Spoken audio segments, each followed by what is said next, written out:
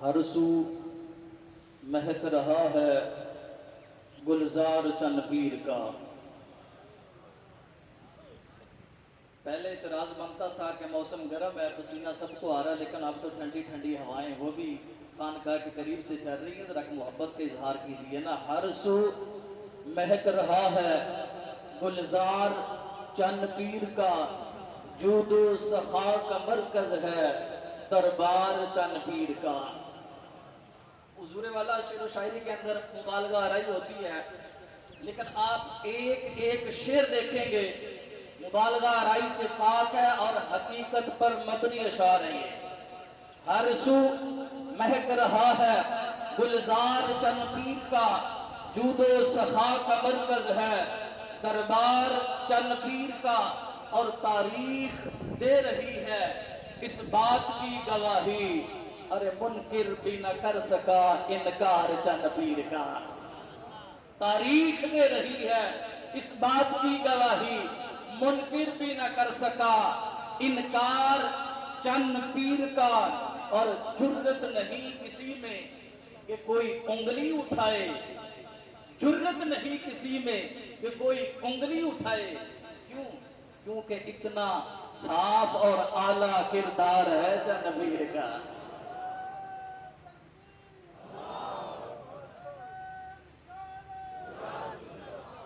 اور شیخ سماعت فرمائیے، وہ ادائے خورشید، وہ سخائے خورشید جس کو کہتے ہیں، بس کان میری طرف ہونی چاہیے، نگاہیں مرشد کریم کی طرف ہونی چاہیے، پھر میرا شعر کی سماعت کریں گے تو آپ کو سمجھ آئے گی، اور خصوصاً جو بزرگ احباب ہیں نا وہ سماعت فرمائیں گے، دل کو ٹھنڈک پڑے گی۔ وہ ادائے خورشید، وہ سخائے خورشید جس کو کہتے ہیں، وہ نور نظر، وہ لخت جگر شہزادہ ہے چن پیر کا۔ اور ملتا ہے یہاں سے پیغام یہی، لا معبود الا اللہ، لا مسجود الا اللہ، کرتا رہا ہے کرتا رہے گا علم توحید بلند، ارے دربار چن پیر کا۔ اور آخری شعر سماعت کیجئے اور محبتوں کے اندر اضافہ کیجئے، ناموری و تاجوری۔ اس طرح میں نے پہلے کہا حضور مبالغہ آرائی سے ایک ایک شعر پاک ہے، اور یہ قید نہیں، مقید نہیں کہ جن کا تعلق صرف خانقاہ کے ساتھ ہے ان کے لیے میں کہہ رہا ہوں، نہیں، اسٹیج کے اوپر بھی جتنے جلوگر ہیں اور جتنے سامنے ہیں میری اس بات کی تائید اور تصدیق کریں گے، ناموری اور تاجوری گرتی ہے قدموں میں اس کے، ارے جس جس نے بھی سہارا لیا دربار چن پیر کا۔ نہیں ایسے نہیں، بلند آواز سے بولیے، جس مبلغ جس خطیب کو دعوت دینے جا رہا ہوں آپ تمامی احباب اس کو مبلغ یورپ کے نام سے جانتے ہیں، بلند آواز سے بولیے سبحان اللہ۔ دونوں ہاتھوں کو بلند کر کے بولیے سبحان اللہ۔ احباب گرامی اب آپ کی سماعتوں کی نظر کرنے جا رہا ہوں، خطیب دل پذیر، خطیب ذیشان، مبلغ یورپ حضرت علامہ مولانا مسعود القادری صاحب، خلیفہ مجاز، خانقاہ عالیہ کلی شریف، دائس پر مائک پر تشریف لاتے ہیں، اپنے روحانی وجدانی خطاب سے ہمارے قلوب و اذہان کو منور فرماتے ہیں۔ استقبال کے لیے نعرہ تکبیر، نعرہ رسالت، نعرہ حیدری، خانقاہ عالیہ کلی شریف۔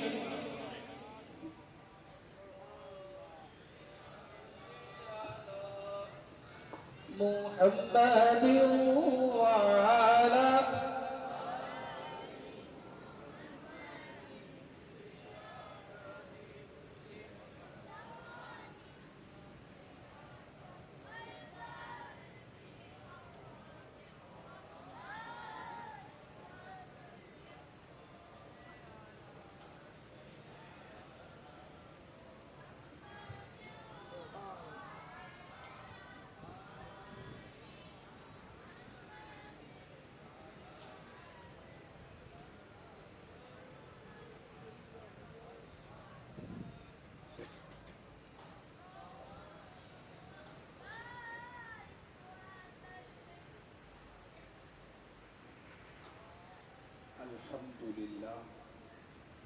الحمد للہ الملك القدوس العزیز الحکیم، والصلاة والسلام على النبي الأمي الرؤوف الرحيم وعلى آله الطيبين الطاهرين أما بعد فأعوذ بالله السميع العليم من الشيطان الرجيم بسم الله الرحمن الرحيم ألم تر كيف ضرب الله مثلا كلمة طيبة كشجرة طيبة أصلها ثابت وفرعها في السماء تؤتي أكلها كل حين بإذن ربها ويضرب الله الأمثال للناس لعلهم يتذكرون صدق اللہ مولانا العظیم. برکت ہو جائے گی جھوم جھوم کے درود شریف پڑھ لیجیے. تھوڑا اونچا اونچا اونچا اونچا، ڈرنے کی کوئی بات نہیں، اونچا اونچا پڑھیے. الصلاۃ والسلام علیک یا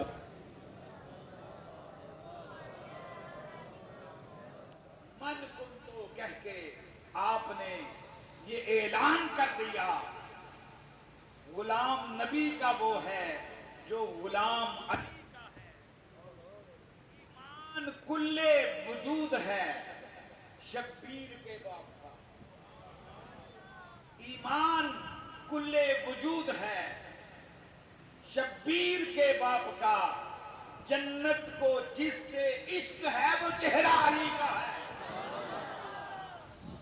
جنت کو جس سے عشق ہے، اونچی آواز سے یار، میں مولا علی کا ذکر کر رہا ہوں. جنت کو جس سے عشق ہے، جنت کو جس سے عشق ہے وہ چہرہ علی کا ہے. رتبہ نبی کریم کا جو ہے خدا کے ہاں.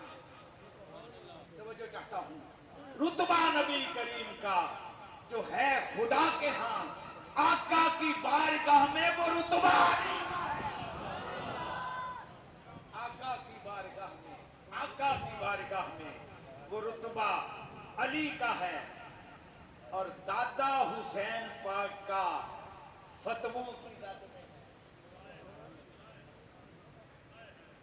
بڑی توجہ چاہتا ہوں سادات اکرام کی کہ دادا حسین پاک کا فتووں کی زد میں ہے.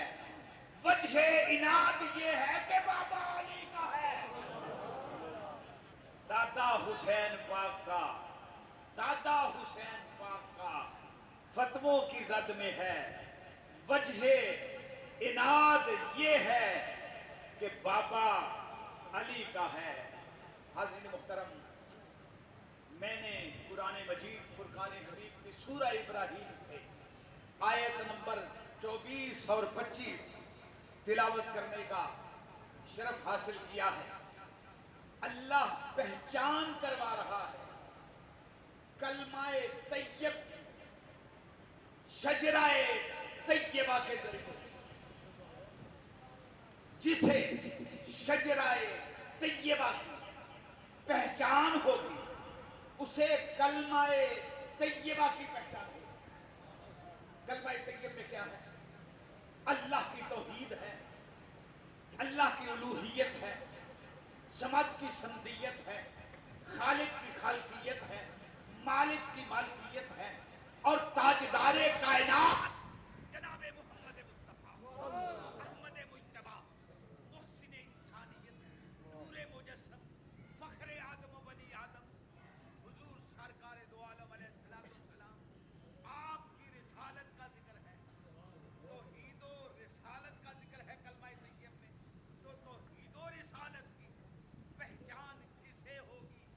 جسے شجرہ طیب کی پہچان. اونچی آواز سے، بہت پیاری ہوا چل رہی ہے، اس ہوا کے دلوں میں اونچی آواز میں کہیے. اللہ فرما رہے ہیں وسیلے کے منکروں کے لیے بھی پیغام ہے کہ اسے توحید کی پہچان ہوگی، اسے رسالت کی پہچان ہوگی جس کے ہاتھ میں شجرہ طیبہ کا وسیلہ ہو. اونچی آواز سے، میں قرآن پڑھ رہا ہوں، کوئی روایت نہیں پڑھ رہا، کوئی حکایت نہیں پڑھ رہا ہے. اللہ کا قرآن عقیدہ وہ نہیں ہے جو کسی حکایت سے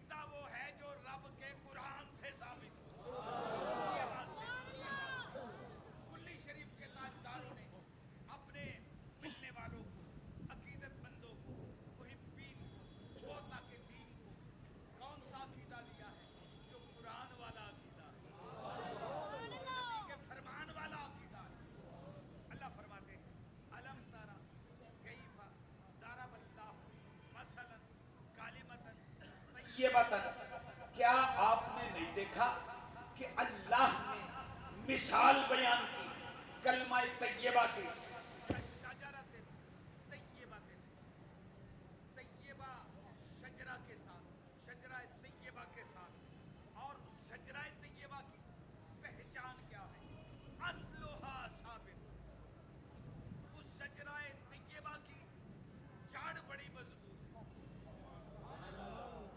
اس شجرہ طیبہ کی جڑ بڑی مضبوط ہے، اور فروہا فی السما، اس کی شاخیں آسمان تک جاتی ہیں، اور تؤتی اکلھا کل حین بإذن ربھا، اور وہ شجرہ طیبہ ہر وقت پھل دیتا رہتا ہے، شجرہ طیبہ ہر وقت، کوئی وقت ایسا نہیں، موسم کی بھی قید نہیں کہ یہ موسم ہوگا تو پھل ملے گا، یہ وقت ہوگا تو پھل ملے گا، یہ گھڑی ہوگی تو پھل ملے گا، نہیں، شجرہ طیبہ ہر وقت پھلدار رہتا ہے، جو بھی کوئی اس کی معرفت حاصل کر لیتا ہے اس کا دامن مراد پر دیا جاتا ہے۔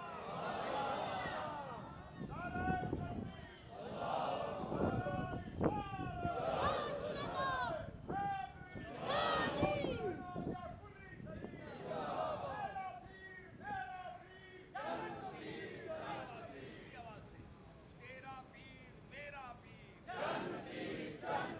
تیرا پیر میرا پیر، نعرہ حیدری۔ اب بھائی غور کریں، میں نے تفاسیر اٹھائیں جو 5-7 مجھے فوری طور پر اویلیبل ہو سکی یا میرے مطالعہ میں آئیں، میں نے ان کو پڑھا کہ شجرہ طیبہ سے کون سا درخت مراد ہے۔ مفسرین نے لکھا اس سے کھجور کا درخت مراد ہے، کھجور کا درخت۔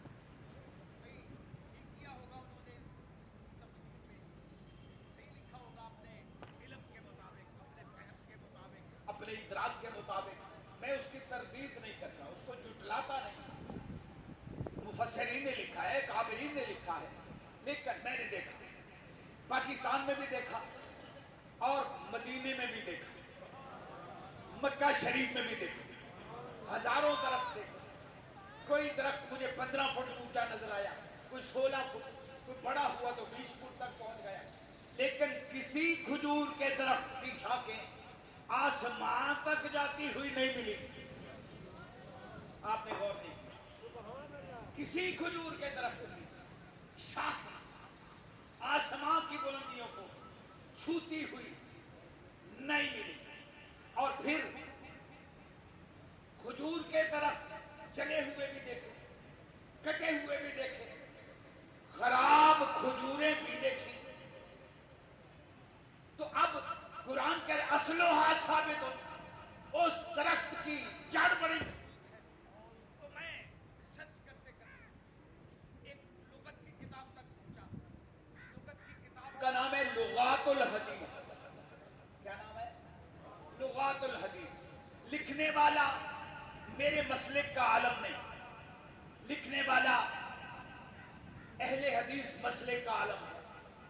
وہ لکھتے ہیں کہ شجرہ طیبہ سے مراد کیا؟ لغات الحدیث جلد نمبر 2 صفحہ نمبر 635، حوالہ سمجھ گئے آپ؟ لغات الحدیث جلد 2 صفحہ نمبر 635، اور شین جیم را، اس کی پٹی شجرہ کی، اس پٹی میں وہ معنی بیان کرتے ہیں اور خود سے نہیں بیان کرتے۔ ائمہ اہل بیت میں بہت بڑا نام ہے حضرت امام باقر علیہ السلام۔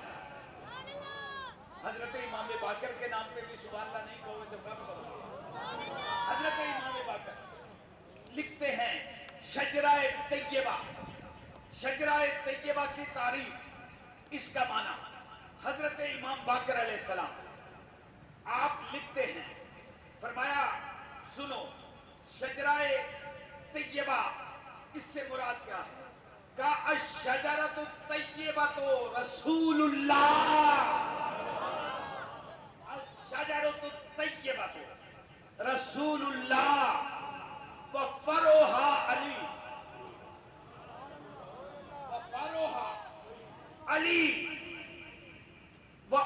انصر شجرۃ فاطمہ الزہرا سلام اللہ علیہ، فرمایا شجرہ طیبہ کا منبع، مرکز، مخزن، مصدر کون ہے؟ جناب محمد الرسول اللہ، اونچی آواز سے صلی اللہ علیہ وآلہ وسلم۔ اور اس کی شاخ کون ہے؟ حضرت مولا علی علیہ السلام، مولا علی علیہ السلام۔ اور اس کا شگوفہ کون ہے؟ سیدہ طیبہ طاہرہ وارثائے چادر تطہیر، شہزادی کونین، وارثائے چادر تطہیر، ملکہ فردوس پری، سیدۃ النساء العالمین فی الجنہ، سیدہ فاطمہ الزہراء سلام اللہ علیہا۔ اس درخت کا شگوفہ ہے بانسانوہا باوراقوہا باسماروہا باسماروہا باولادوہا۔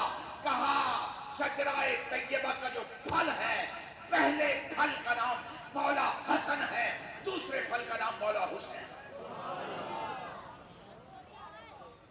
پہلے پھل کا نام گلشن زہرا کی پہلی بہار کا نام ہے مولا حسن، نہیں آپ دلی سبحان اللہ کہہ رہے ہیں، اور دوسری بہار کا نام ہے حضرت سید الشہداء، شہید کرب و بلا، شہزادہ گلگو کبا، راکب دوش مصطفیٰ، نیر برج صفا، امین امانت خدا، دل بندے سیدہ فاطمہ الزہرا، نور دیدہ مرتضی، نور نگاہ محمد مصطفیٰ، حضرت امام حسین علیہ السلام۔ اب جو بھی حسنین کی بارگاہ میں آئے گا، شجرہ طیبہ کی معرفت پائے گا، اسے توحید کی خیرات بھی ملے گی تو پنجتن کے در سے، اسے رسالت کا فیض بھی ملے گا تو پنجتن کے در سے، پنجتن کے در سے، اہل بیت کے در سے۔ اور اس کی شاخیں، اس کے پتے کون ہیں؟ کہا شجرہ طیبہ کے پتے احباؤہا،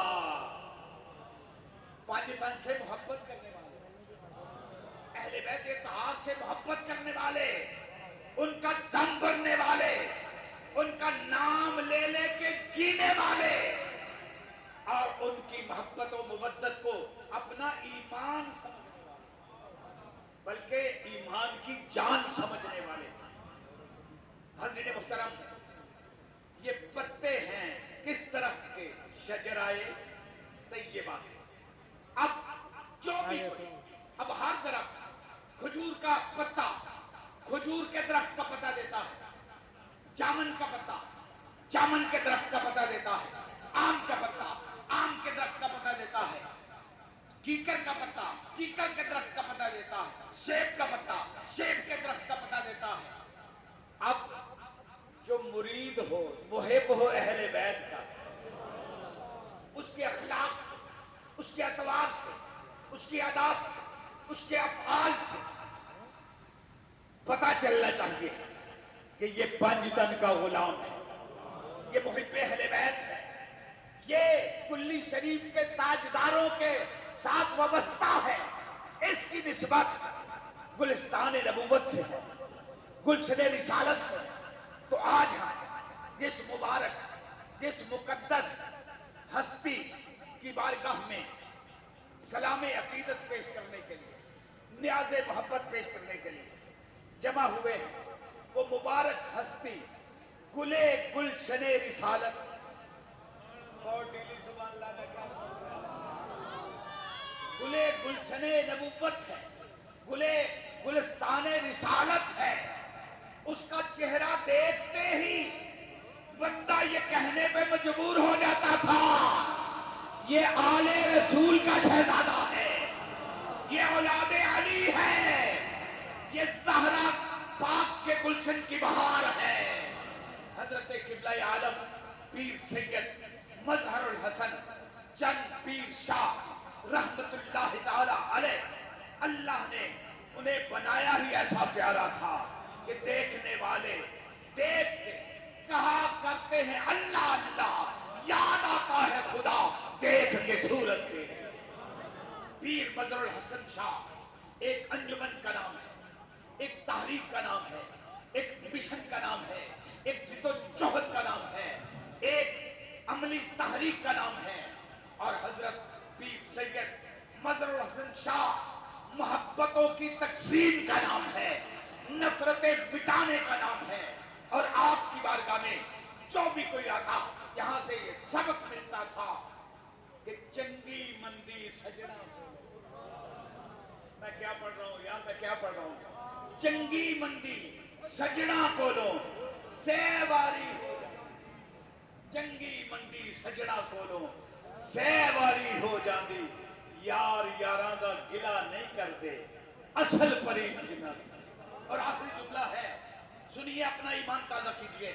حضرت قبلہ پیر سید مظہر الحسن شاہ رحمت اللہ تعالی علیہ کی ذات والا صفات کے اندر اللہ نے بڑی صفات رکھی تھی، لیکن جو سب سے نمایاں صفت تھی پیر صاحب رحمت اللہ تعالی علیہ کی ذات اقدس میں، وہ عاجزی تھی، وہ تواضع تھی، وہ انکساری تھی۔